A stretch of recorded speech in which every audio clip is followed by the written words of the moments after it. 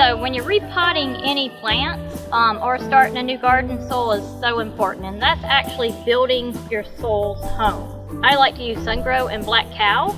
That's a fantastic mixture. It's a little bit of money up front, but then every 6 months when you need to replant, you add in compost again. Now that is building the plant's home, but you also got to feed plants. We have several people say, I've planted, my plant's been doing good for 3 years and now it's not doing good. What's wrong? Well, you've got to feed it.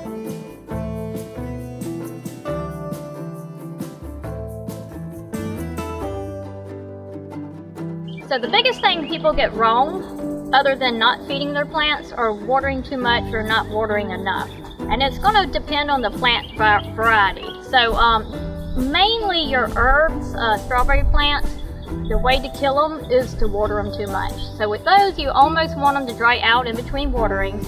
Stick your finger down 2 inches. If it's still wet down there, do not re-water. And when you water, it does not need to feel like you're picking up a cinder block.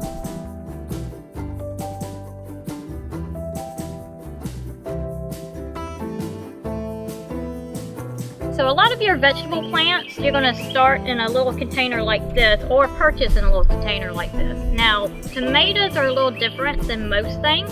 Tomatoes you want to plant 2/3 into the ground. So you would want to plant it about that deep. And then all of this right here is going to turn into root, and you're going to have a really nice thick stalk. That's one of the biggest things. If you just bury it like this, you're going to have a really spindly plant. Now, just about all other plants need to be planted just at the soil line. So this pepper plant, you would not plant deep. You just plant right at soil line. Most of your flowers and trees, you're going to do the same thing.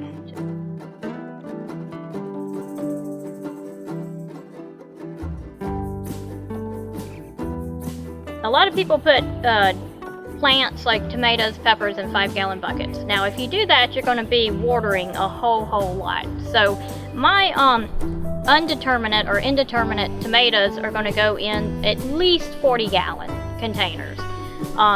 If you have just a small container, you need to look for something called a patio tomato. That makes more of a bush, and you can put that in a 5-gallon bucket.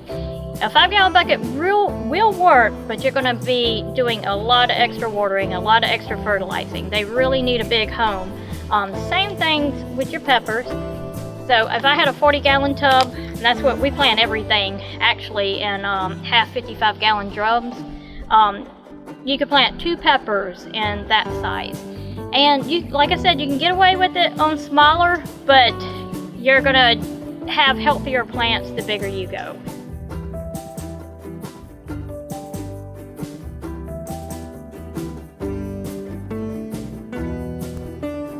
One of the most important things is to find out what season your crops grow in. We are very fortunate in South Carolina to be able to grow year-round. We don't have we have frost, but we don't have a freeze normally.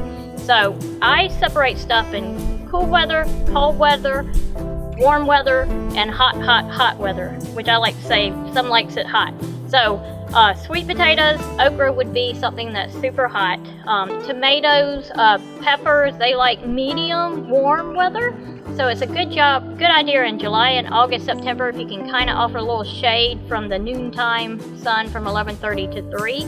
And collards, cabbage, broccoli, stuff like that, you can plant from September all the way into March.